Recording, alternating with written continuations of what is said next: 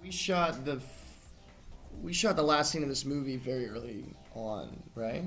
Second day. Yeah, like the second day we shot the last scene of the movie. So that's how our character, and we hadn't obviously done any of this stuff in between. So, and the end of the movie takes place a couple months after that scene takes place a couple months after, last time that we see each other. So that was difficult, but I think you just have, like for the stuff with my dad, I knew, I just who that character is and what he means to you, and when he's slowly not becoming that character, he's actually everything but the man that you think he's going to be. I just, you feel for kids like that, because I know a lot of my buddies in high school, his parents were divorced and they just never had, they'd always tell me, be like, man, it's so awesome your dad, like, just always there, and so.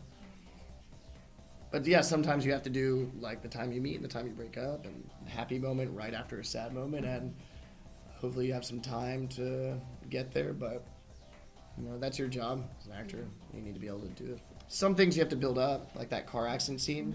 Yeah. That was tough because the car is stopped, and I think at the time it was like 3 o'clock in the morning. But you have to, on action, somebody would shake the car, and we were supposed to imagine that we just like spun out, and you have to get to that state of where you had just almost gotten in a head-on collision, and you're, jeering this and that. So that took a couple scenes to build up. And I remember for Shailene, James wanted her at a certain spot. It's at the place she gets to in the movie, but I think Shay was kind of resisting it. She didn't want to come off as over the top, which in your head, when you haven't gone through a car accident, you're like, no, this is way too much emotion. I wouldn't be doing that. But I love it in the movie when she's at that state. I think it's really well done.